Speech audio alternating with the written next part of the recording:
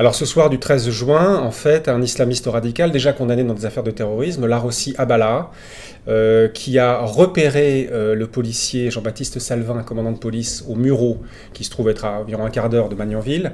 Ce Larossi Abala donc attend sa victime, le poignarde, ensuite pénètre au domicile du couple, prend en otage Jessica Schneider ainsi que leur fils de 3 ans, et après quelques heures, le raid prendra d'assaut la maison, tuera Larossi Abala, malheureusement qui a eu le temps d'assassiner Jessica Schneider, et le seul survivant sera le petit enfant de 3 ans.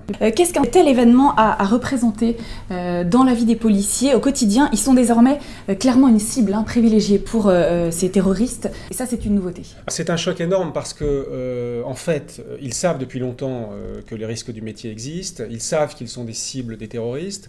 En revanche, c'est la première fois que le terrorisme islamiste s'en prend non seulement à eux, mais à leur famille. Et naturellement, ça change complètement la donne. Notamment quand vous êtes policier localement, policier de base, entre guillemets.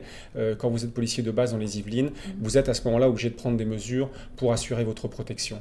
Alors le problème, c'est qu'il y a justement une sorte de décalage entre d'un côté les hommages, les réactions officielles, et d'autre part la réalité sur le terrain.